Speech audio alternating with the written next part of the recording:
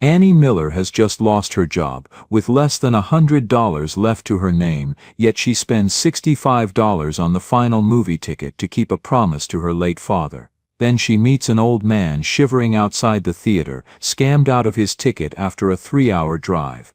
When Annie learns that his health is failing, and this may be the last movie he ever sees, just like her father once did, she decides to give him her only ticket. She has no idea that this moment is quietly witnessed by the man's wealthy son, and that the decision he makes afterward will completely change her life. Before we continue, tell us what time it is and where you're watching from, subscribe and hype because tomorrow I've got something extra special for you. The alarm screamed at 5:45 a.m., dragging Annie Miller from a dream she couldn't remember. She lay there in the dark, staring at the water-stained ceiling, and thought about her father. She did this every morning now, woke up and for one blessed second forgot he was gone. Then reality slammed back, he was dead, had been dead for 9 months, and the grief hit fresh, like a fist to the chest.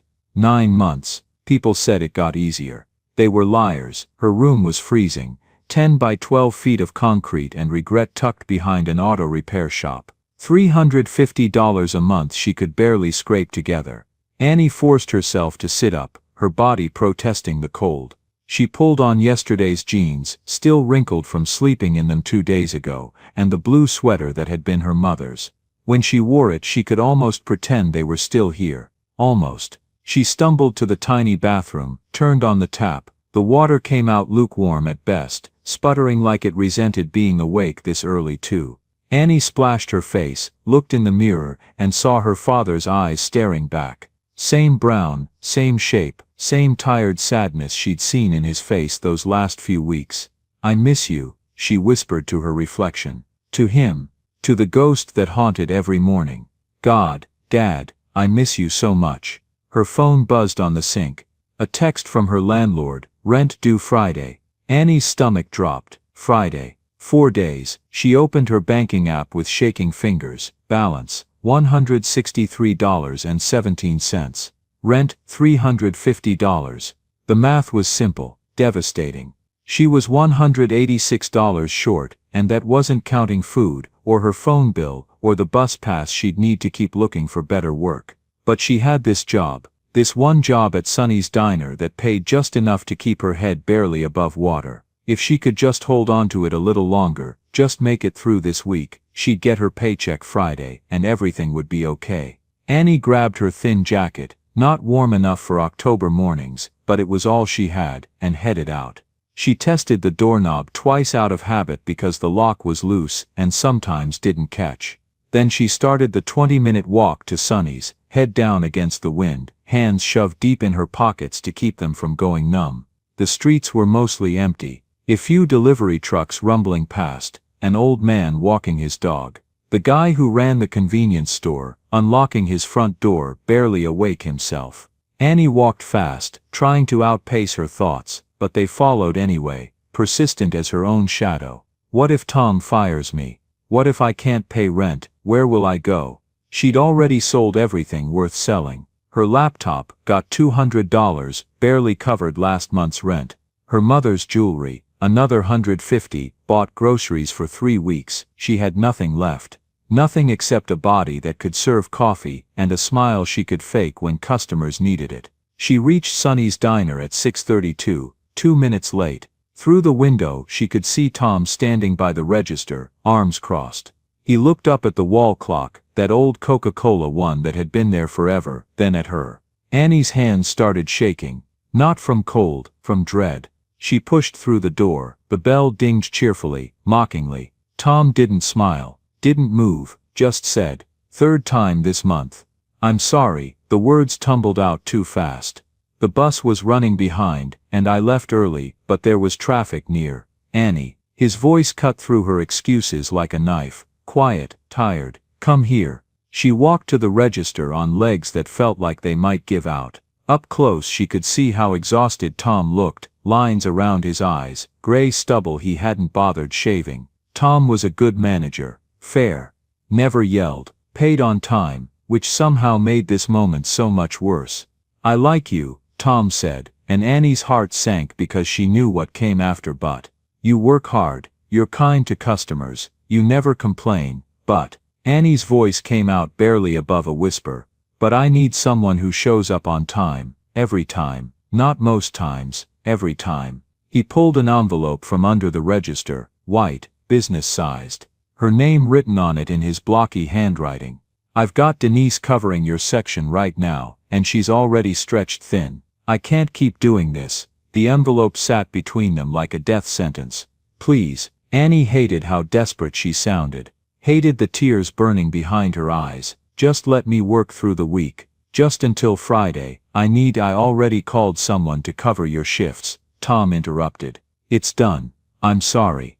The words hit her like a physical blow. Annie took the envelope, felt how thin it was, how light. Everything she had coming, reduced to a few bills and some change. Can I at least? Her voice cracked. She cleared her throat, tried again. Can I get my things? Tom nodded, not meeting her eyes. Maybe he couldn't bear to see what his decision was doing to her. Maybe he just didn't care enough to look. Annie walked to the back room. The storage area where she'd hung her jacket 100 times, where she'd eaten her lunch breaks, sitting on an overturned milk crate, where she'd cried once, quietly, after a particularly mean customer had screamed at her over cold eggs. She took her jacket off the hook. The metal felt cold under her fingers. This is it, she thought. This is rock bottom. But then her brain, cruel and practical, corrected her. No, rock bottom is when you're evicted. This is just the beginning of the fall. Annie walked back through the diner. Mr. Peterson was reading his newspaper in booth 3, same as always. The construction workers were at the counter, laughing about something. Life continued around her, indifferent to her private disaster. Tom was helping a customer when she passed. He glanced up once, just once, and something flickered in his face. Regret. Pity. Then he looked away. The door dinged as Annie stepped outside. The morning was bright now, mockingly cheerful, sun breaking through clouds, birds chirping. The universe didn't care that her life was ending. She stood on the sidewalk, people flowing around her like water around a stone, and opened the envelope with shaking hands. Bills spilled into her palm. Small denominations, 3 20s, 4 10s, 7 1s, some quarters in a small baggie. Annie counted slowly, her vision blurring. $147. That was it, that was everything she had coming. Rent was $350, this wasn't even half.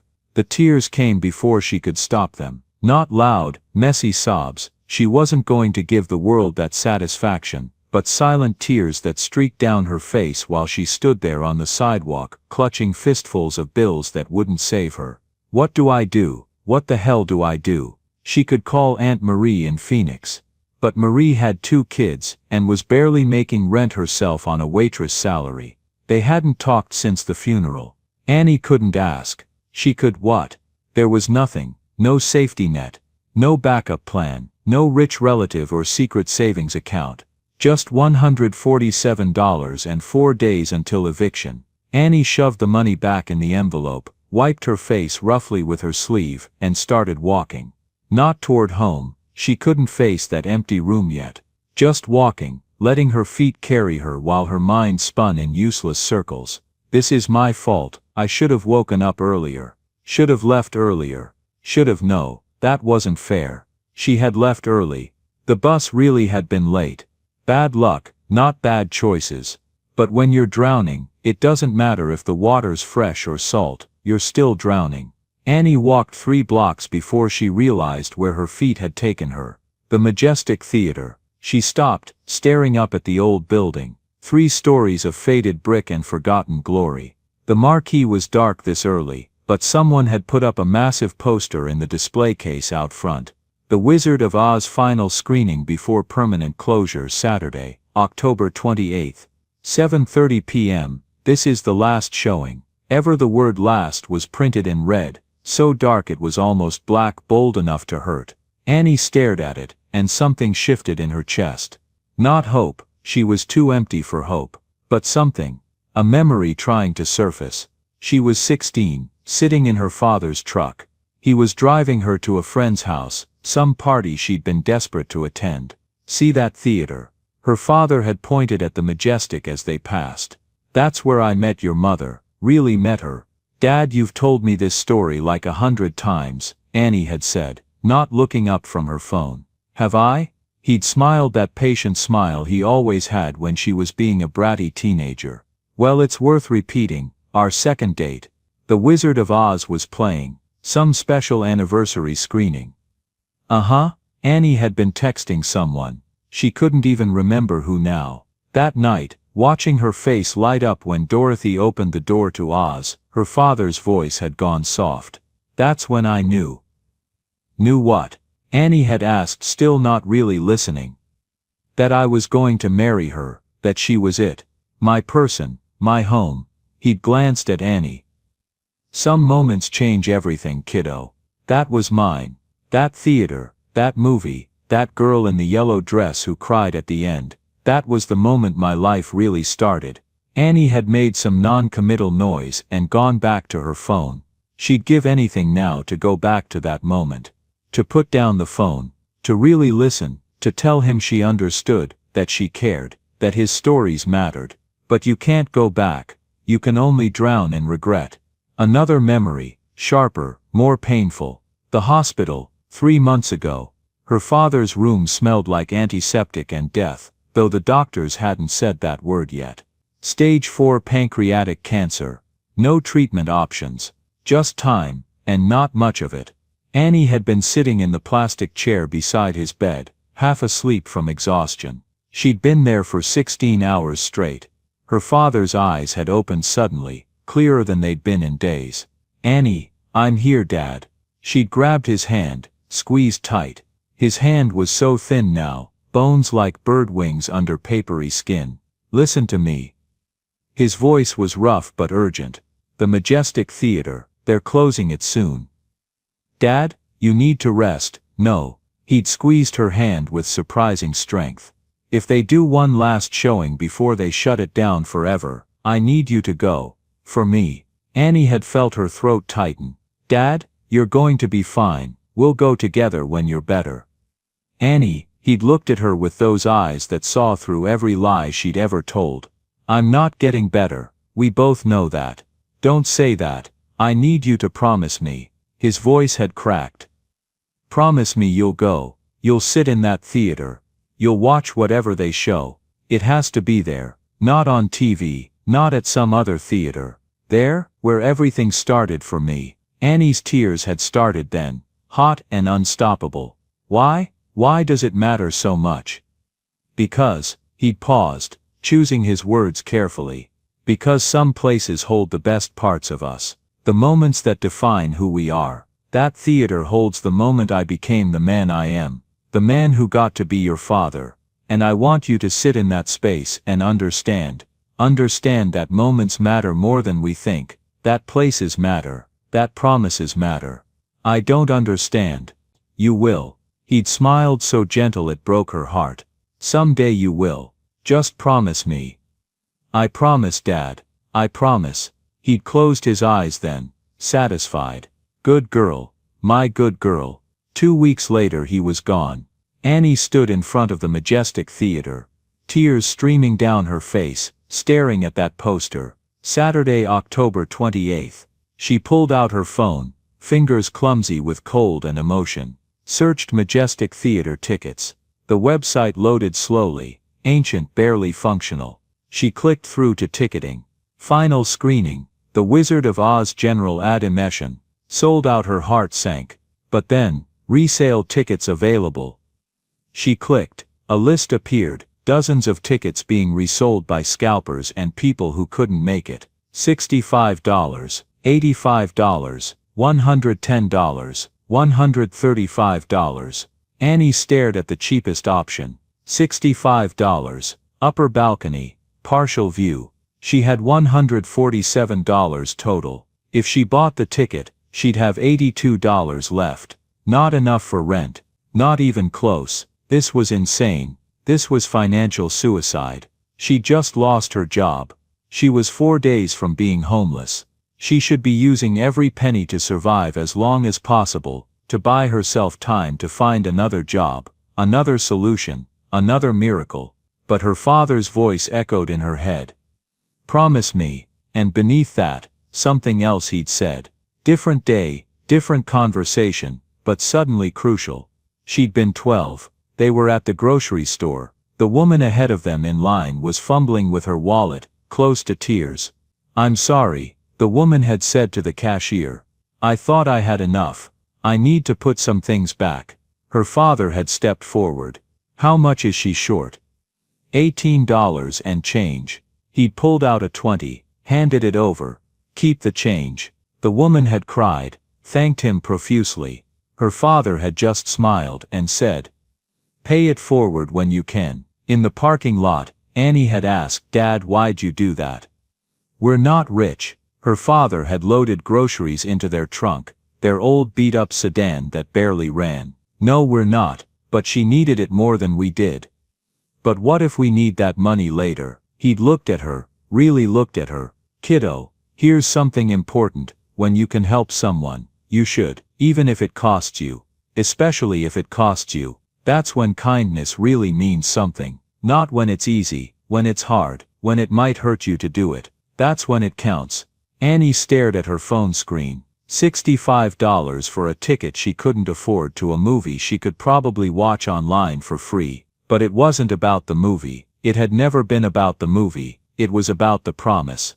About honoring her father. About sitting in the place that had meant everything to him, and understanding, finally, what he'd been trying to teach her. When it costs you, especially when it costs you, that's when it counts. Annie's thumb moved before her brain could stop it. She clicked buy now. The checkout screen loaded. She entered her card information with shaking hands. Debit card number. Expiration date. CVV. The total glowed at the bottom. $65. A warning message appeared.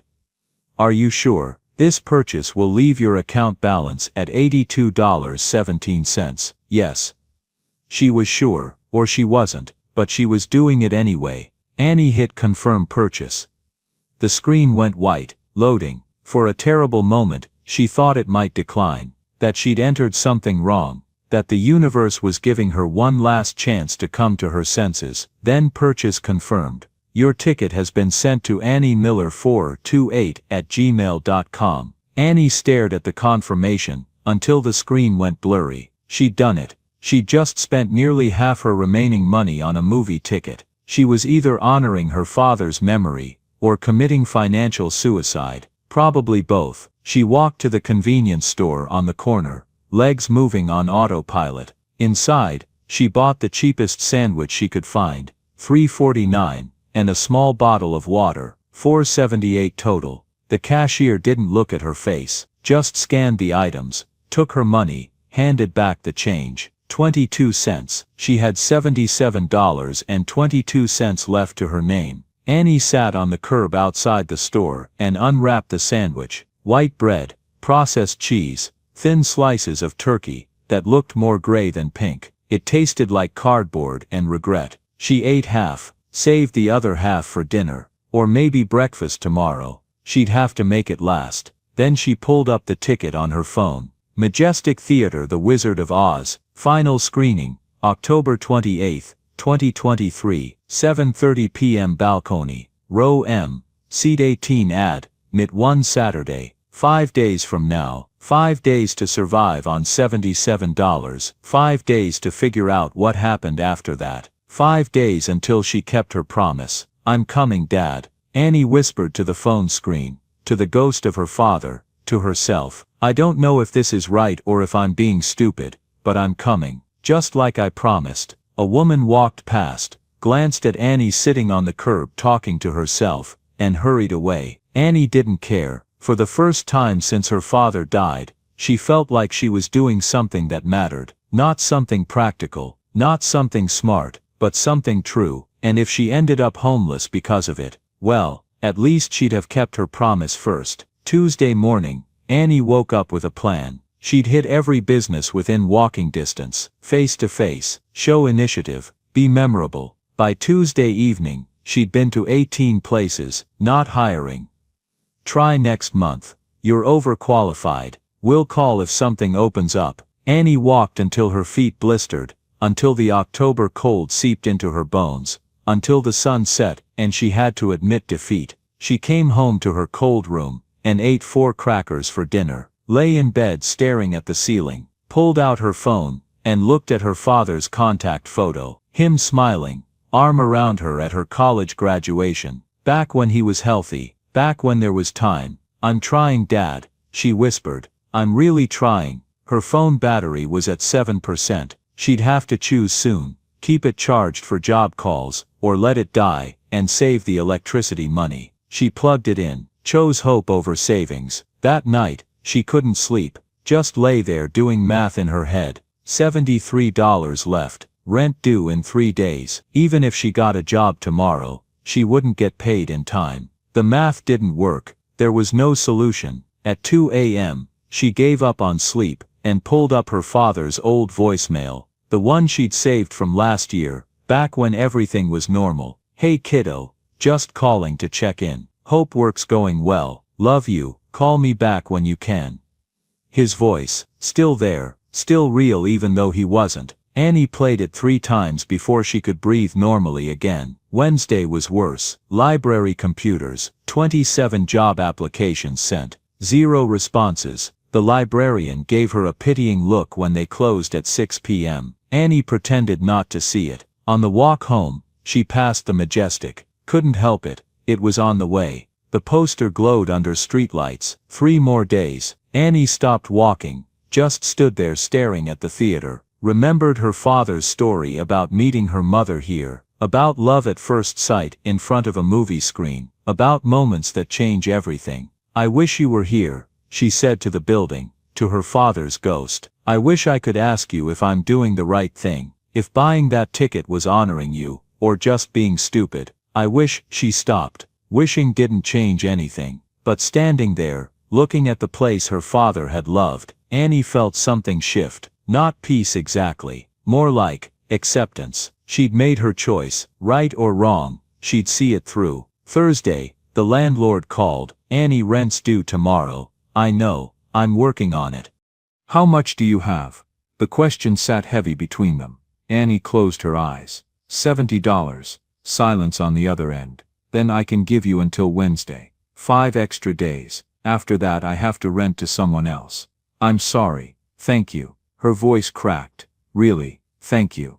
After he hung up, Annie sat on her bed and cried. Not loud sobs, just quiet tears that wouldn't stop. 5 extra days. It was something. It was barely anything. She ate the last of her peanut butter spread thin on stale bread, drank water from the tap, lay down fully dressed because she was too tired to change. Her stomach growled. She ignored it. That night another memory surfaced. Her father in the hospital. 2 days before he died, a moment of lucidity in the fog of morphine. "Annie, I need to tell you something important." "What, Dad?" "I spent too much time being practical." His voice was weak but clear. "Saving money, planning for later, being responsible. That's a good thing." "No." He squeezed her hand. "I missed things, kiddo. Your school plays because I was working overtime. That trip to the Grand Canyon because we couldn't afford it. So many moments with you and your mother because I was always worried about tomorrow. Dad, you took care of us. That's what mattered. But I forgot to live." His eyes filled with tears. "Don't make my mistake. Don't save everything for later. Don't be so practical that you forget the moments that matter. Promise me." "I promise. When you get a chance to do something that matters, really matters, don't put it off. Don't save it for later. Do it, even if it costs you. Especially if it costs you. That's when you know it's real." Annie opened her eyes in the dark. Even if it costs you. The ticket had cost her everything. Was still costing her. But maybe that was the point. Friday afternoon, Annie sold 3 of her books at the thrift store. Got $9. Bought a box of crackers and 2 cans of soup. Friday night she laid out her clothes for tomorrow. The blue sweater. Her mother's sweater. She pressed it to her face, breathed in. The lavender scent was almost gone now, fading like everything else. She sat on her bed and pulled up the ticket one more time. Tomorrow, 7:30 p.m. Row men, seat 18. "I'm ready, Dad," she said to the empty room.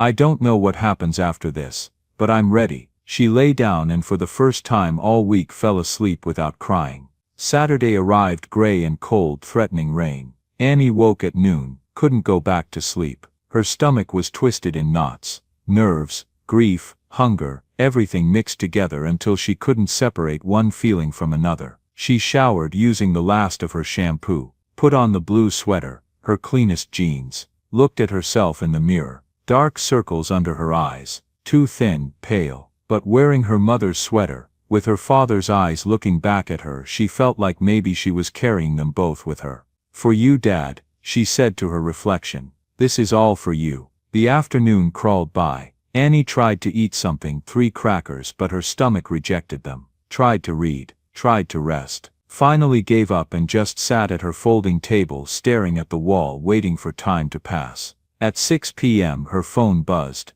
An email from her landlord. The subject line, move-out date. Annie deleted it without reading. Whatever it said, it could wait until tomorrow. Tonight was about something else. At 6:15 she left. The walk to the Majestic was surreal. Every step felt heavy, significant, like she was walking towards something that would change everything, though she couldn't say why or how. The theater blazed with light, every bulb in the marquee working, golden and beautiful against the darkening sky. Through the glass doors she could see the lobby packed with people. This was it, the final showing. The last time these doors would open for a movie. The last time Annie could keep her promise. People were everywhere. Couples dressed up like they were going to prom. Families with kids bouncing with excitement. Older folks walking slowly, reverently, like entering a church. Annie joined the line, pulled out her phone. The ticket glowed on the screen. Row men, seat 18. She was really doing this.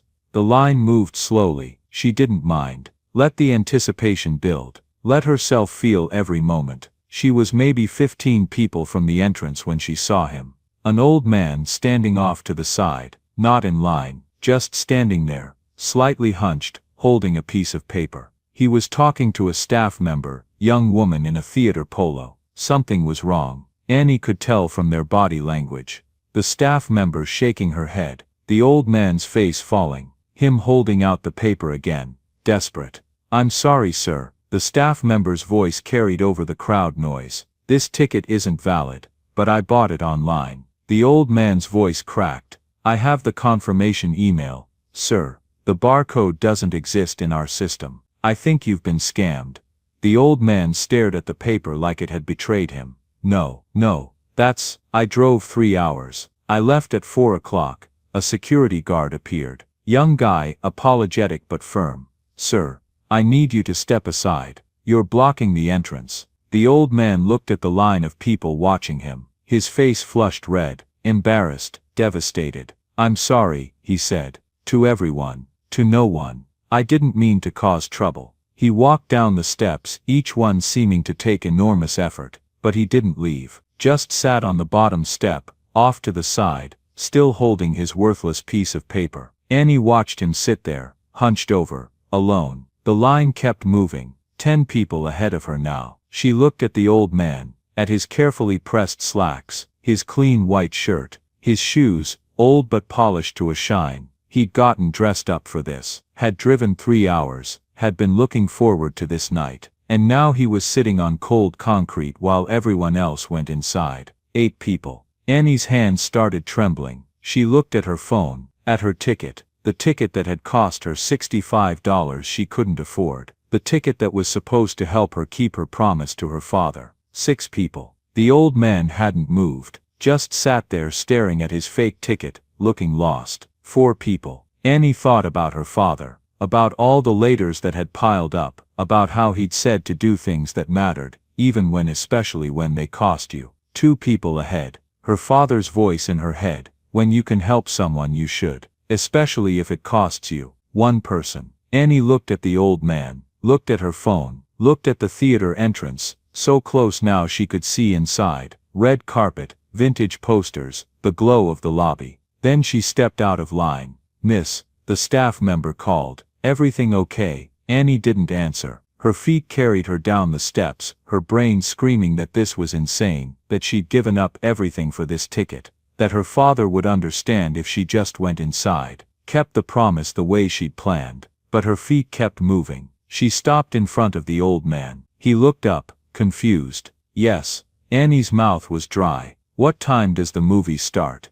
7:30. He checked his watch. About 9 minutes. She sat down beside him on the cold concrete step. Not too close, respectful distance. Her heart was pounding so hard she could feel it in her throat. Did you drive far? The old man looked at her like he couldn't understand why anyone would stop to talk to him. 3 hours. From Sacramento. He looked at his paper again. I thought I'd bought a real ticket. The website looked legitimate. I'm sorry, that's terrible.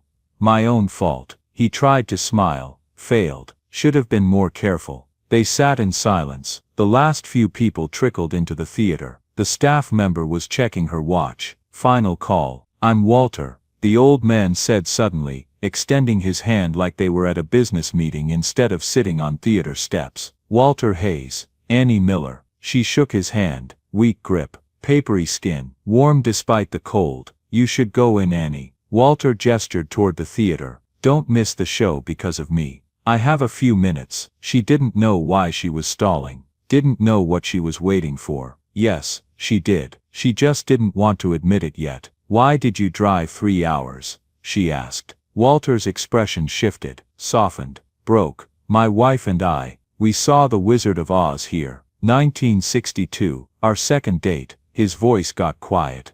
She always said it was the most magical night of her life. We came back for our anniversary every year we could. He paused, swallowed hard.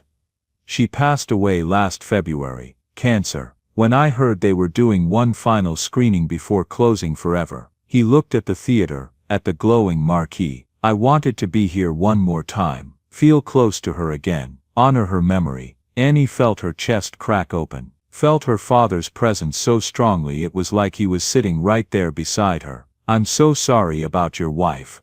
Thank you. Walter's eyes were wet. We were married 59 years. Not long enough. Never long enough. Final boarding. The staff member called from the entrance. Doors closing in 2 minutes. Walter stood slowly, painfully. You should really go. The movie's about to start. Annie stood too, looked at Walter, at this old man who'd lost his wife, who'd driven 3 hours to feel close to her one more time, who'd been scammed out of his moment. Then she looked at her phone, at the ticket glowing on the screen. The ticket she'd sacrificed everything for. Row M, seat 8. Her father's voice. Do it, even if it costs you, especially if it costs you. Annie's hands were shaking as she pulled up her ticket and held the phone out to Walter. Here, she said. Take a picture of this. Use my ticket. He stared. What? No, I can't. Please. Her voice was shaking but determined. Take a photo. Use it to get in. That's your ticket. My dad died 9 months ago. Annie interrupted. He asked me to come here, to see a movie in this theater, and I promised him I would. Walter started to protest again, but Annie kept talking, tears already streaming. But I think he wanted me to understand something bigger than just watching a movie, about not waiting, about making sure people get their moments, about doing the right thing even when, her voice cracked, even when it costs you everything. She held the phone steady so Walter could see the barcode clearly. You need this more than I do. You drove 3 hours. You lost your wife. You came here to honor her memory. Annie was crying fully now. My dad would understand. He'd want me to do this. Walter pulled out an old flip phone with trembling hands. I don't know how. Annie quickly took his phone, opened the camera, and photographed her ticket screen. The barcode showed clearly in his photo gallery. There, she said, handing his phone back. Row M, seat 18. Just show them this photo. They'll scan it. Walter looked at the photo on his phone, then at Annie, his face crumbling. Why would you do this? Because when you can help someone, you should. Annie said, her voice breaking. Especially if it costs you. That's when it counts. 1 minute. The staff member called. Final call. Go. Annie said, go watch it for your wife, for yourself, for everyone who doesn't get second chances. Walter pulled Annie into a sudden fierce hug. She felt his tears on her shoulder. Your father would be so proud of you, he whispered. Then he pulled back and walked toward the theater, clutching his phone like it held the most precious thing in the world. Each step seemed impossible, like he couldn't believe this was happening. At the top of the steps he turned back, looked at Annie standing there in the cold. Thank you, he mouthed. Thank you. Then the door opened, and he went inside. Annie stood there until the door closed, until she heard it lock with a soft click, until the last light of the lobby disappeared and she was alone on the street. She looked down at her phone. The ticket still glowed there, but it was useless now, already scanned into Walter's phone, already being used by someone else. She'd given it away. Then Annie walked away fast, nearly running, until she found an alley 2 blocks over. She collapsed against the cold brick wall and let herself fall apart. She'd done it. She'd given away the ticket. The promise. The one thing she'd had left of her father. She was going to be homeless in 3 days. She had $47 left to her name. She'd just thrown away her last chance to keep the promise she'd made to her dying father. But even as she sobbed, even as regret and grief crashed over her in waves, something else was there too. Something that felt like peace. She'd made the choice her father would have made. The choice he'd spent his whole life trying to teach her to make. Do the right thing, even when it costs you. Especially when it costs you. Annie sat in that alley for a long time, crying and shivering, listening to the faint sound of music from inside the theater. The Wizard of Oz was playing. Dorothy was following the yellow brick road. Walter was sitting in row M, seat 18, watching the movie his wife had loved. And Annie was outside, alone with nothing but her phone and $47. But she'd kept her promise. Maybe not the way she'd planned. Maybe not the way anyone would have expected. But in the truest way possible. I did it, Dad, she whispered into the dark. I finally understand what you were trying to tell me. I finally get it. The rain started then. Cold October rain that soaked through her mother's blue sweater, through her jeans, all the way to her skin. Annie didn't move, just sat there and let it fall. Tomorrow she'd figure out what came next. Tomorrow she'd face the consequences, but tonight she'd done something that mattered, and that would have to be enough. Walter Hayes walked into the majestic theater lobby like a man in a dream. The staff member scanned the photo on his phone, Annie's ticket, her barcode, and smiled. Row M, seat 18. Enjoy the show, sir. Walter nodded, couldn't speak. His throat was too tight with emotion. He walked through the lobby slowly, taking it all in. The red carpet, worn but clean. The vintage posters in frames. The Art Deco fixtures. Everything exactly as he remembered from 60 years ago, just older. Like him. The theater itself took his breath away. The ceiling mural stars and clouds he'd seen 1,000 times from the projection booth. The burgundy walls. The rows of red velvet seats marching toward that massive curved screen. Row M, seat 18. Middle section, perfect view. Walter sat down carefully, his old knees protesting. The seat was soft, comfortable. He ran his hand along the armrest, feeling the worn velvet under his fingers. Margaret had sat beside him in a seat just like this. 1962. Her yellow dress, her hand in his. Her gasp when Kansas became Oz. I'm here, Margaret, he whispered. Just like we planned. The lights dimmed, the curtain rose, the Wizard of Oz began. And Walter wept. Not sad tears, something else. Something like coming home after a long journey. Like finding something precious you thought was lost forever. He watched Dorothy's black and white Kansas, remembering Margaret's face in the flickering light. Watched the tornado, remembering how she'd squeezed his hand during this part. Watched Dorothy open that door. The world exploded into technicolor. Walter gasped, just like he had 60 years ago. Just like Margaret had. The colors were so vivid, so overwhelming, so impossibly beautiful. He watched the whole movie through tears. Couldn't stop them. Didn't want to. This was Margaret's favorite film. She'd watched it every year, sometimes twice a year. Even near the end, when she was too weak to leave the hospital bed they'd set up in their living room, she'd insisted on watching it one more time. Promise me something, she'd said, her voice barely a whisper. When I'm gone, if they ever show this at the Majestic again, go for me. Sit in our seat. Remember our night. Don't talk like that, Walter had said, holding her hand. Promise me. Her grip was weak but insistent. Promise you'll go back. Promise you won't let that memory die with me. I promise, he'd whispered. She died 2 weeks later. And Walter had tried. God, he'd tried. Bought the ticket online, driven 3 hours, gotten dressed up, only to discover he'd been scammed. that his promise was broken before he'd even begun. Until that girl, Annie, who'd given him her ticket, her own ticket that she'd paid for, that she'd come to see, just gave it away to a stranger because, why? Why would anyone do that? When Dorothy clicked her heels, "There's no place like home," Walter understood. Some people just knew what mattered,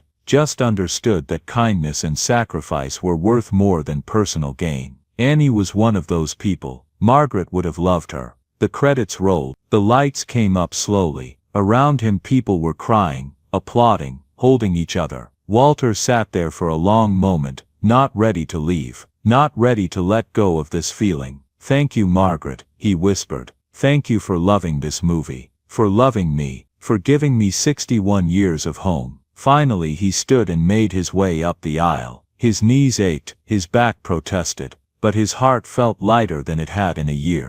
The lobby was crowded with people leaving, talking excitedly, taking photos. Walter moved slowly through them, still holding Annie's phone photo like a talisman. "Dad," Walter froze. That voice. He knew that voice, hadn't heard it in 10 years, but he'd know it anywhere. He turned around. Rowan stood there, his son. Older than Walter remembered. Of course he was older, 10 years older, but unmistakably Rowan. Dark hair going gray at the temples, lines around his eyes, but the same face, the same expression. "Rowan?" Walter's voice cracked. "What are you? How are you?" "I organized this." Rowan's voice was shaking. "The screening. I run a film preservation foundation. I've been working on saving the Majestic for 3 months. You did this." Walter looked around the lobby with new eyes. "You brought the movie back. I didn't know if you'd come." Rowan took a step closer. "I hoped, I made sure information about the screening reached your neighborhood, but I didn't know, and I was too scared to call you directly. Too afraid you." "Dad, I would never." Walter interrupted fiercely. "Never, not in a million years." They stood there 2 feet apart, 10 years of silence between them. "I'm sorry," Rowan said, his voice breaking. "Dad, I'm so sorry, the things I said, the way I left, I'm sorry too." Walter was crying now. "I should have called, should have reached out, should have been at the funeral when your mother." He couldn't finish. Rowan closed the distance, pulled his father into a hug. They stood there in the lobby of the Majestic Theater, holding each other, crying, while people flowed around them. 10 years of hurt and pride and stubbornness dissolving in this one moment. When they finally pulled apart, both were wiping their eyes, both smiling through tears. "How did you even get in?" Rowan asked suddenly. "I saw you at the entrance, saw you get turned away with the fake ticket. I was about to come down, about to give you one of the staff passes, but then I lost sight of you and—" "A girl," Walter interrupted. "A young woman, Annie Miller." "Annie Miller. She was in line, had her own ticket. But when she saw me sitting on the steps," Walter's voice got thick again, "she gave it to me, let me take a photo of her ticket so I could get in. Just gave it away." Rowan stared. "She gave you her ticket." "I tried to refuse, but she insisted. Said her father had died, had asked her to come here, but that she thought he'd want her to help me instead." Walter looked at Rowan. "She sacrificed her own moment so I could have mine, so I could keep my promise to your mother. Where is she now?" "I don't know. She left right after. Didn't even stay to watch the movie. Just walked away." Walter looked at his old flip phone, at the photo of Annie's ticket. "I have her number here. From the ticket information. I need to find her. Need to thank her properly. Need to—" "We'll find her," Rowan said firmly. "Tomorrow, first thing. We'll find her, and we'll thank her, and we'll—" He paused. "Dad, I think we need to do something more than just thank her. Someone who would give away their ticket, who would sacrifice like that, that's someone special. That's someone who deserves a second chance." Walter finished. "Like we just got." Rowan nodded. "Exactly." They walked to a quiet corner of the lobby, sat on one of the vintage benches, and for the first time in 10 years they talked, really talked about Margaret, about the cancer, the funeral, the year of grief Walter had barely survived, about Rowan's work in film preservation, his success, his loneliness, about the fight that had driven them apart, and how stupid it seemed now, about wasted years and missed opportunities and the cost of pride. "Mom would be happy we're talking," Rowan said quietly. "She'd be furious, it took us this long," Walter corrected, and they both laughed through tears. "This girl, Annie," Rowan said, "I want to hire her." Walter looked at him. "Hire her?"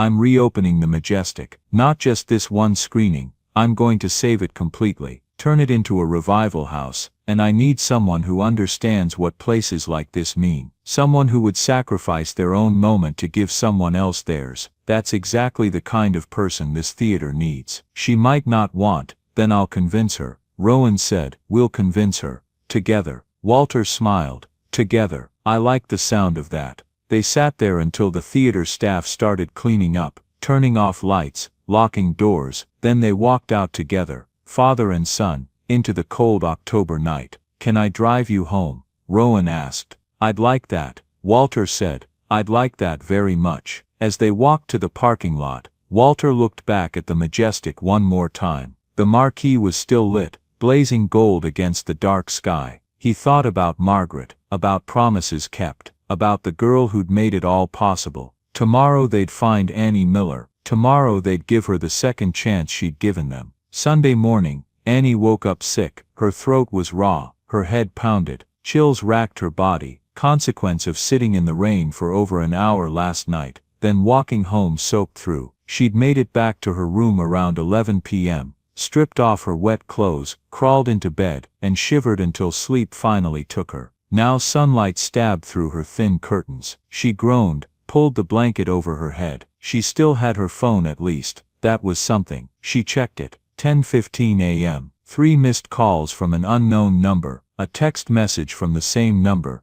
This is Walter Hayes. I got your number from the ticket information. Please call me when you can. It's important. Annie stared at the message, her feverish brain struggling to process. Walter wanted to talk to her. Why? Another knock on her door. Loud, persistent. Annie groaned. Just a minute. She forced herself upright, head spinning, grabbed yesterday's clothes off the floor, still damp, smelling of rain and sweat, pulled them on with shaking hands, opened the door. A man in his early 30s stood in her dingy hallway, dark hair, kind eyes, wearing nice jeans and a button-down shirt. He looked expensive in a casual way, like someone who'd made money but hadn't forgotten where he came from. Annie Miller, he asked. Yes, I'm Rowan Hayes, Walter's son. May I come in? Just for a minute. Annie took it like it was made of glass. Oh my God, thank you, I thought. May I come in? Rowan asked gently. Just for a minute. Annie wanted to say no. Her room was a disaster. She was a disaster.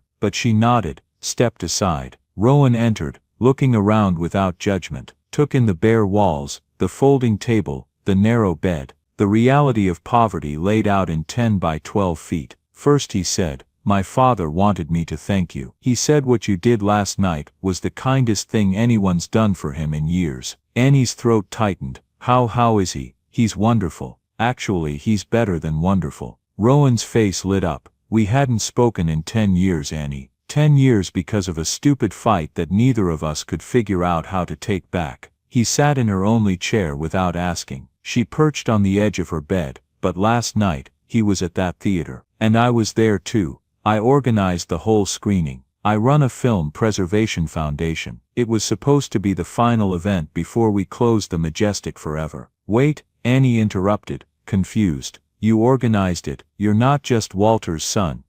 I'm the reason it happened at all, Rowan confirmed. I came back to town 3 months ago specifically for this. Trying to save old theaters is what I do, but I didn't tell my father I was here. Didn't tell him I'd be at the screening. Because, his voice got quiet, because I was terrified he'd reject me. That 10 years was too long, that he'd see me and walk away, but he didn't, Annie said. No, he didn't, because you gave him your ticket, because he was inside that theater when I finally worked up the courage to talk to him. Rowan's eyes were wet. We sat in the lobby after the movie and talked for 3 hours. Really talked, about my mother. She passed last year, about our mistakes, about how to move forward, about everything we should have said a decade ago. He looked directly at Annie. None of that happens without you. You gave us a second chance. You reunited us. Annie didn't know what to say. She'd been so focused on her own sacrifice, her own loss, that she hadn't thought about what might happen after, what her choice might mean for other people. There's more, Rowan said. I've decided to save the Majestic. Really save it. Not just one final showing, but reopen it as a full-time revival house. Classic films, community events, special screenings. Make it a real neighborhood space again. He pulled out a business card, set it on her folding table. But I need help. Someone who understands what places like this mean to people. Someone who knows the value of a moment. Someone who would give up their own ticket to make sure someone else got theirs. Annie stared at him. Are you? I'm offering you a job, Annie, assistant manager, learning the business, handling day-to-day operations. It's not glamorous. The pay is modest, but it's steady, full-time. Benefits after 90 days. The room spun. Annie gripped the edge of her bed. I don't have any experience with theaters. You have something more important, Rowan interrupted. You understand why they matter. You understand sacrifice. You understand that some things are worth more than money. He stood up. Think about it. But tomorrow night, come by the theater. 7 p.m. I want to show you something. After he left, Annie sat on her bed, holding her phone, staring at the business card. Rowan Hayes, founder, Classic Cinema Preservation Foundation. A job. A real job. At the theater her father had loved. Because she'd given away her ticket. Because she'd kept her promise in the most impossible way. Annie lay back down, pulled the blanket over herself, and smiled through her fever. Maybe, just maybe, things were going to be okay. Monday night,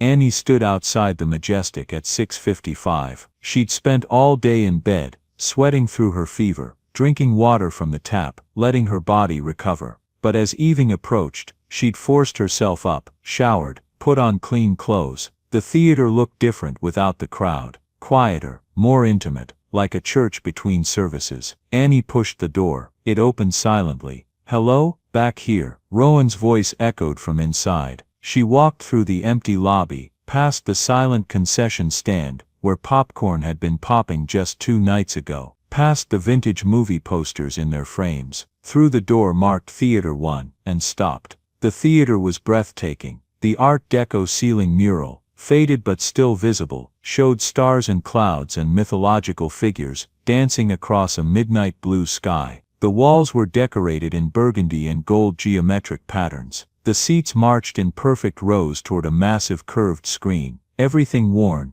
everything old, but everything beautiful in its age. Her father would have loved this. The thought hit her hard. Would have. Past tense. Always past tense now. Annie, Rowan appeared from near the screen, waving. Come down. Let me show you around. She walked down the aisle, her footsteps loud in the empty space, ran her hand along the seat backs, red velvet, worn smooth by decades of people sitting here, watching stories unfold. What do you think? Rowan asked when she reached him. It's beautiful. It needs a lot of work, but the bones are good. The structure is sound. We can save it. He gestured for her to follow. Come see the projection room. They climbed narrow stairs to a small room overlooking the theater. An old film projector sat there, massive, complicated, covered in dust but somehow still magnificent. My father worked in here for years, Rowan said, touching the machine like it was sacred. This was his world, loading reels, threading film, making sure every screening was perfect. Why did you stop talking? Annie asked. The question came out before she could stop it. You and your father. Rowan was quiet for a moment. Then I wanted to work in film. He wanted me to have a stable career. We fought about it. I said some things about him wasting his life as a projectionist. He said some things about me being ungrateful. It escalated. He paused. I walked out, moved to California, built a tech career because it was practical and paid well. Told myself I was proving him wrong. But really I was just miserable.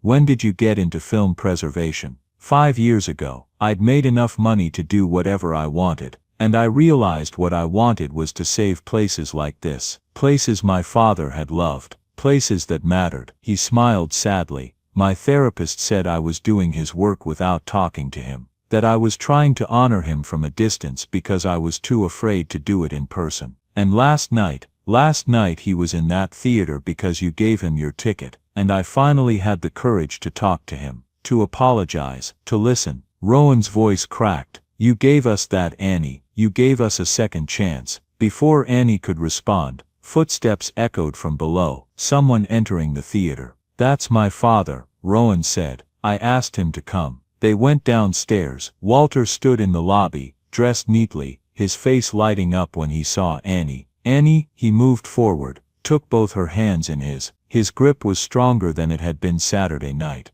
How are you, my dear? You look tired. I'm okay, just a little under the weather. That's what I was afraid of. Walter's eyes were full of concern. You were out in the rain Saturday night, weren't you? After you gave me your ticket. Annie nodded. I'm sorry, if I'd known. Don't be sorry, Annie interrupted. I'm glad I did it. I'm glad you got to see the movie. Walter's eyes filled with tears. It was perfect. Absolutely perfect. I sat there in the dark, watching Dorothy walk through Oz, and I felt Margaret beside me. My wife. I felt her there, like she was holding my hand again. He smiled. You gave me that. You gave me one more moment with her. Annie felt her own throat tight, and then Walter continued. I walked out into the lobby, and my son was there. My boy who I hadn't seen in 10 years, and we talked, really talked. He looked at Rowan with such love it was almost painful to witness. You gave me my son back, Annie. You gave me my family.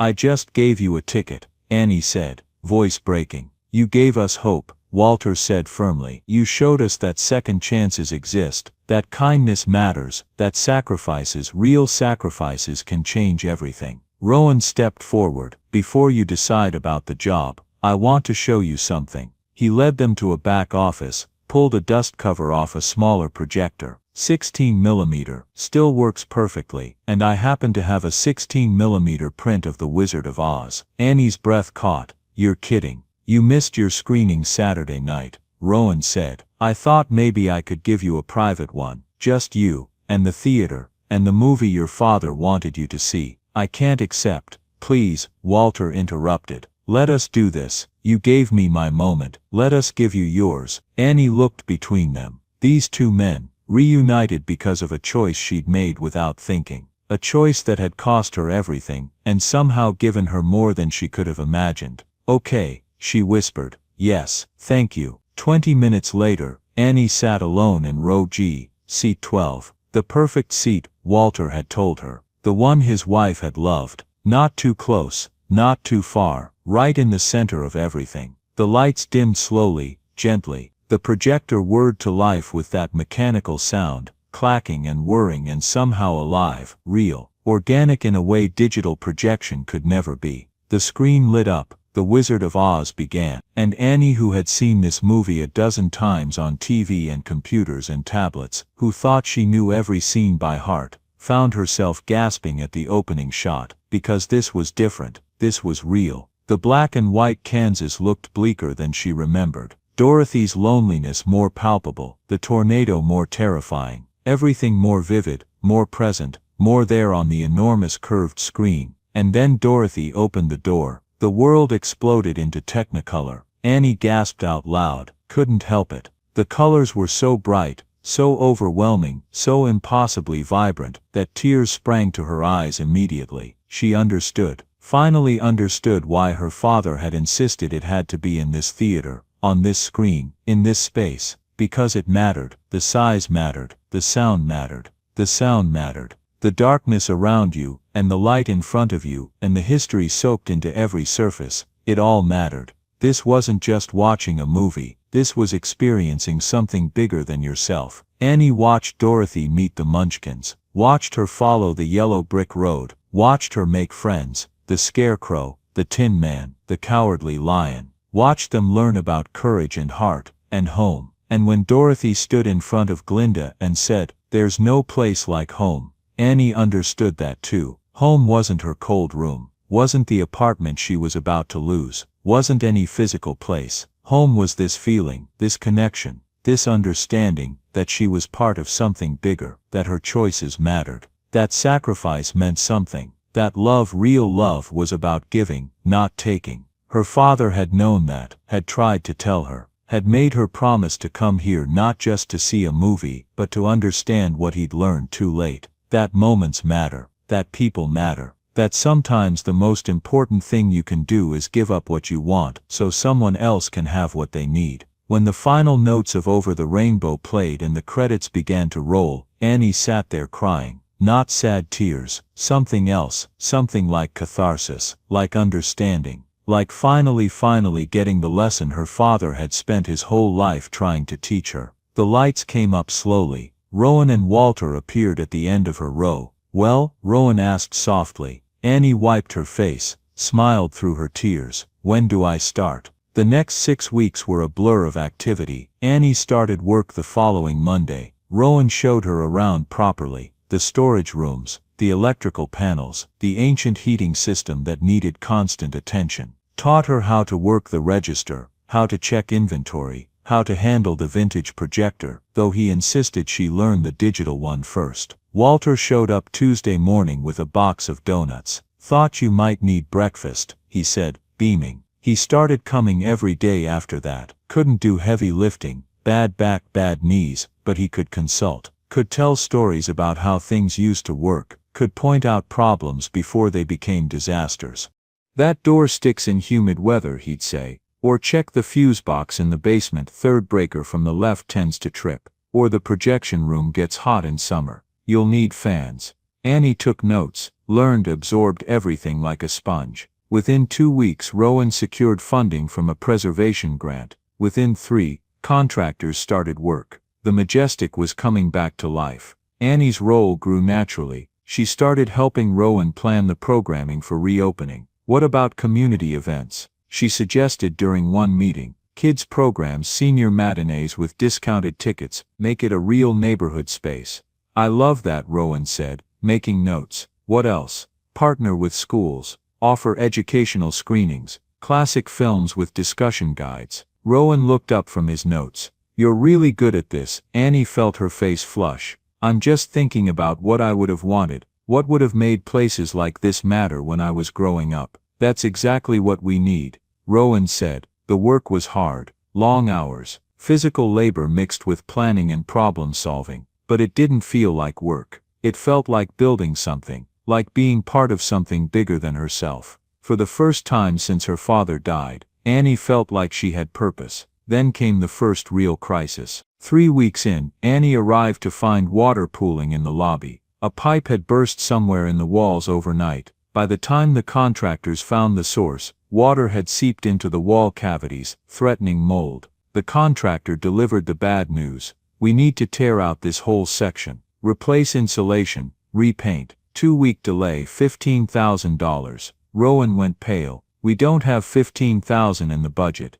"Then I can't proceed," the contractor said. "Building codes won't allow it." After he left, Rowan sat in the office with his head in his hands. Annie had never seen him look defeated before. "Every time we fix something, something else breaks," he said quietly. "I don't know if we can do this. I don't know if saving this place is even possible." "Yes, we can," Annie said firmly. "How?" "We're out of money. The grant money is committed to other repairs. I can pull from the foundation's reserves, but that puts our other projects at risk." "Then we fundraise," Annie interrupted. "We tell the community what's happening. We let them help save this place."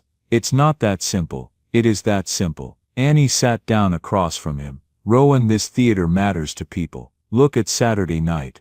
Every seat filled, people dressed up, crying during the movie. This place is part of their history, part of their identity. If we tell them we need help, they'll help." Rowan looked at her. "You really believe that?" "I gave away my last $65 for a ticket to this place," Annie said. "And I'm not special, I'm not unique. There are hundreds of people in this town who feel the same way. We just need to ask them." Walter, who'd been listening from his corner chair, spoke up. "The girl's right. When I worked here, people didn't just come for movies. They came because this place was theirs, their theater, their community. Give them a chance to fight for it." Rowan was quiet for a long moment. Then he nodded. "Okay, let's do it." They launched a crowdfunding campaign that week. Save the Majestic with a goal of $20,000, enough for the immediate repairs plus a small cushion for future problems. Annie didn't expect much, hoped for maybe $5,000 if they were lucky. They hit $20,000 in 4 days.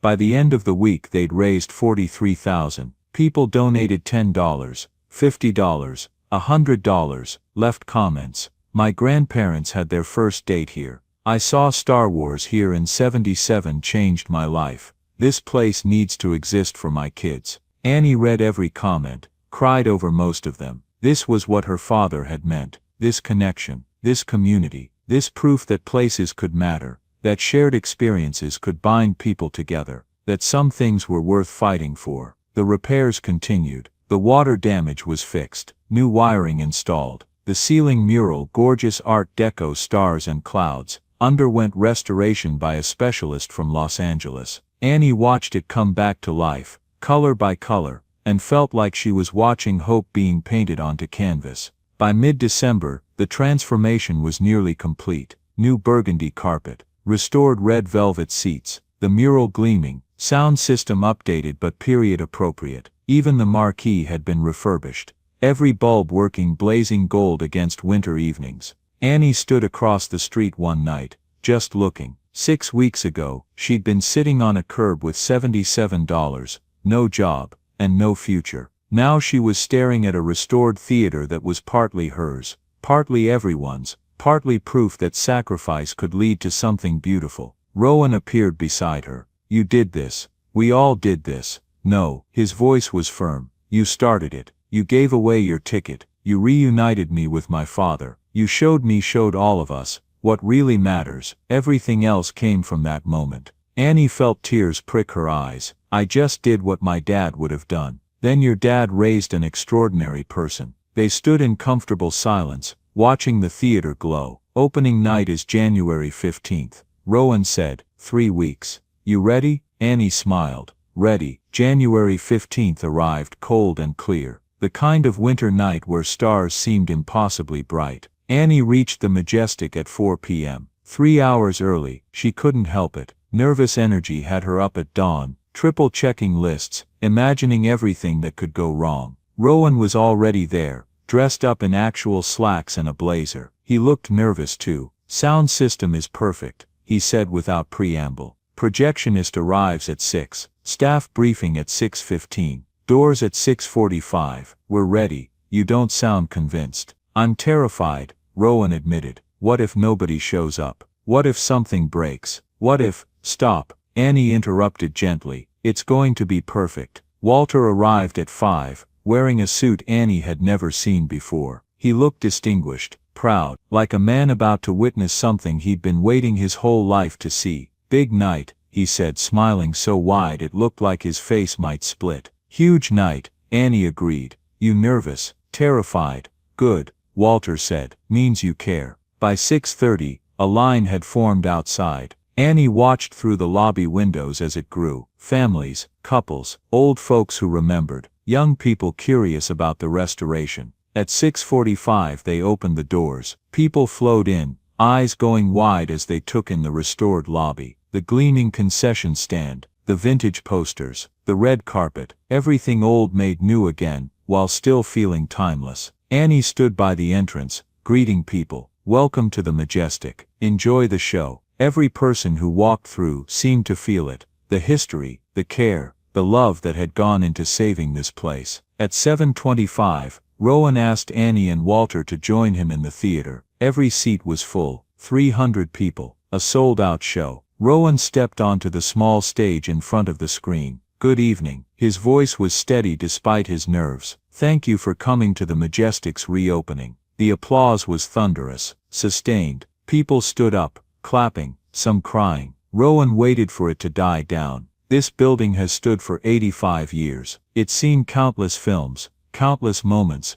countless lives. For a while it looked like those days were over. But because of people who believed in second chances, the Majestic is back." More applause. "I want to introduce 2 people who made this possible." He gestured. "My father Walter Hayes, who worked here for years and taught me why places like this matter." Walter stood, waved. The crowd's applause was warm, genuine. "And Annie Miller, our assistant manager, who showed all of us what it means to truly sacrifice for something that matters." Annie felt her face flush, as people applauded. She hadn't expected this, didn't want attention. But looking out at 300 people who cared enough to show up, she felt something settle in her chest. Pride, purpose, home. "Tonight we're showing The Wizard of Oz," Rowan continued. "Because some stories never get old, some magic never fades, and because this movie brought my father and me back together, it's only fitting that it ushers in this new chapter." He stepped off the stage, the lights dimmed, the curtain rose, and The Wizard of Oz began. Annie sat between Rowan and Walter, watching the movie she'd now seen 3 times in this theater. But surrounded by 300 other people, it was different again. The collective gasp when Kansas became Oz, the children's laughter at the Munchkins, the sniffles when Dorothy said goodbye to her friends. When Dorothy clicked her heels, "There's no place like home." Walter reached over and squeezed Annie's hand. She squeezed back, tears streaming down her face, because she understood now, completely, finally, home wasn't a place, home was this, these connections, these shared moments, this proof that kindness rippled outward in ways you couldn't predict. She'd given Walter a ticket. Walter had reconnected with Rowan. Rowan had given Annie a job. Together they'd saved the Majestic. And now 300 people were sitting here, experiencing something that mattered. All because one girl had made a choice to sacrifice. The credits rolled, the lights came up, and the audience stood, applauding. Not for the movie, for the theater, for the moment, for the fact that this was happening at all. Annie stood with them, crying happy tears, feeling her father's presence so strongly it was like he was right there beside her. "We did it, Dad," she whispered. "We really did it." April sunshine streamed through the Majestic's lobby windows. Annie stood at 6 a.m. with coffee in hand, reviewing the day's schedule. She liked these quiet mornings before anyone else arrived, liked walking through the theater, checking that everything was perfect, feeling the building wake up around her. Tonight Hitchcock double feature, Rear Window and Vertigo. Tomorrow Spirited Away for families. Next week, the original Star Wars trilogy marathon. The Majestic was thriving, not making huge profits, probably never would, but sustainable. People came, people brought their kids, people made dates. The theater had become what Annie had envisioned, a real community space. Her phone buzzed. Rowan board meeting at 9. Budget review. Tell Walter not to eat all the donuts. She smiled. Walter volunteered 4 days a week now. Sometimes ran the vintage projector for film screenings. Sometimes just sat in the lobby, greeting people, telling stories about the old days. Another buzz. Her landlord, lease renewal attached. Same rate. Annie replied, "Yes please." She had a real apartment now. Nothing fancy. A studio 3 blocks from the theater, but it was hers. First and last month's rent paid. Furniture that didn't wobble. A working heater. She had a home. The front door opened. Walter came in carrying a box from the bakery. "Morning Annie." "Morning Walter. Please tell me you didn't buy 3 dozen donuts again." "Only 2 dozen. He grinned, unrepentant. Variety pack. They walked through the theater together, checking everything. It had become their routine. Walter pointing out small issues before they became big ones. Annie taking notes, learning, absorbing decades of knowledge. "You think about your father much?" Walter asked as they stood in the empty theater, looking up at the restored ceiling mural. "Every day," Annie admitted. "I think he'd be proud of this, of what we built." "He would be. You kept your promise to him. Maybe not the way you planned, but you kept it. I gave away the ticket he wanted me to use, and in doing so you learned what he was trying to teach you." Walter's voice was gentle. "That's better than just sitting in a seat, don't you think?" Annie smiled. "Yeah, I think so." The door opened again. Rowan came in, harried as always, carrying his laptop and a stack of papers. "Okay, so, he didn't bother with greetings. Summer programming. I'm thinking outdoor screenings in the parking lot. Classic horror for August. And Annie, your senior matinee idea. The board approved it. Starts next month." "Really?" Annie felt her face light up. "Really? Half-price tickets for over 65, includes popcorn and soda. We'll do Wednesday afternoons." He looked around the theater. "This place, God, I still can't believe we saved it." "We all saved it," Annie said. "Community saved it." "You started it," Rowan corrected. "Don't minimize that." They stood together. Annie, Rowan, Walter. 3 people brought together by chance and choice, by loss and hope, by one moment 6 months ago that had changed everything. A father and daughter entered the lobby. The girl was maybe 8, bouncing with excitement. "Is this where you used to come, Daddy?" "Sure is, sweetheart. Used to come here every Saturday with my dad." He looked up, saw Annie watching. "Thank you for saving this place. It means a lot." After they left, Annie felt tears prick her eyes. "That," Walter said softly, That's why we did this. Late one afternoon in June, Annie was organizing the office when she found an old box of papers behind the filing cabinet. Invoices from the 70s, staff schedules from the 80s, a decade's worth of lost history. At the bottom she found an envelope. It was addressed to the manager of the Majestic Theater. No stamp, hand-delivered probably. The paper was yellowed with age. Annie opened it carefully. Inside was a letter, dated February 1985. Dear Manager, I'm writing to say thank you for something that happened here 30 years ago, though I doubt anyone remembers. In 1955, I was 17 years old and homeless. I'd run away from a bad situation and ended up in Riverside with nothing. I was sitting on your front steps one cold November night, nowhere to go, when your projectionist, a young man named Walter Hayes, found me. He didn't call the police, didn't tell me to leave. He brought me inside, gave me a hot drink, and let me watch that night's movie from the projection booth. It was The 7-Year Itch. I remember every frame. After he helped me find a shelter, checked on me until I got on my feet. I asked him once why he helped me. He said, because when you can help someone, you should, especially when it costs you something. I never forgot that, never forgot his kindness when I had nothing. I'm writing now because I'm 60 years old and I've spent my life teaching social work, helping people the way Walter helped me, and I wanted you to know that his kindness rippled forward. Every person I've helped, I've told them, pay it forward, give when it costs you. That's when it really matters. I don't know if Walter still works there. I don't know if he remembers me, but I remember him, and I wanted someone to know that one night in 1955, a young man's kindness changed a life. Thank you for that. Sincerely, Margaret Chen. Annie read the letter 3 times, tears streaming down her face. She took it to Walter immediately, found him in the lobby, arranging chairs. Widow's hand. Walter, you need to read this. He took the letter, read slowly. His hands started shaking. Margaret, he whispered. I remember her, scared kid, soaking wet from rain. I couldn't just let her sit there. He looked up at Annie, eyes wet. I never knew what happened to her. Never knew if I'd helped at all. You changed her life, Annie said. And she changed hundreds more, because you showed her that kindness matters. Walter pulled Annie into a hug.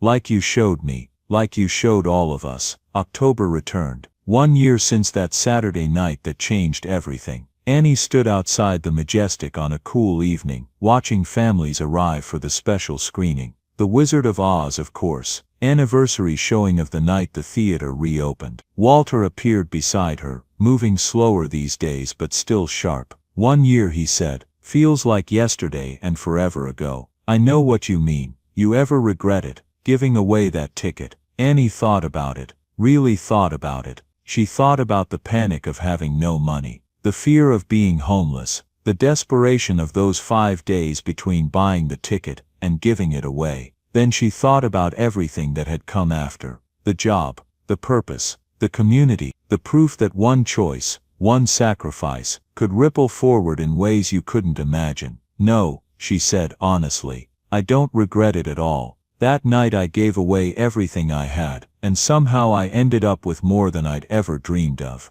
Your father would be proud. I hope so. Annie smiled. I think he knew. I think he knew that if he sent me here, I'd learn what he was trying to teach me, about sacrifice, about kindness, about doing the right thing, even when it costs you everything. Rowan joined them, carrying a box. Got something for you. He opened it. Inside was a small brass plaque, in memory of those who believed in second chances. This theater stands because of kindness. We're mounting it in the lobby, Rowan said. Reminder of why we do this. Annie felt her throat tighten. It's perfect. They went inside together. The theater was filling up. 300 seats, 300 people, all here because this place existed. Because people had fought for it. Because one girl had made one choice 6 months ago. Annie walked to Rowan, seat 18, her seat, the one she'd given away. She sat down, Rowan on one side, Walter on the other. Her family, not by blood, but by choice, by shared experience, by love built on sacrifice. The lights dimmed,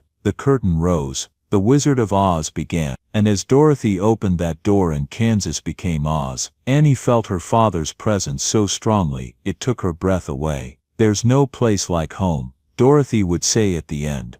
But Annie knew now that home wasn't a place. Home was choosing kindness when it cost you. Home was sacrifice that rippled forward. Home was second chances and new beginnings. Home was sitting in a dark theater with people you loved, watching a story that never got old. Home was here, now, this moment. Annie reached out, took Walter's hand on one side, Rowan's on the other. "Thank you," she whispered to her father, to the universe, to whatever force had brought her to that theater step 1 year ago. "Thank you for teaching me what really matters." The movie played on. The music swelled, and Annie sat there, tears of joy streaming down her face, finally understanding everything her father had tried to tell her. Some moments change everything. This was hers. Join us to share meaningful stories by hitting the like and subscribe buttons.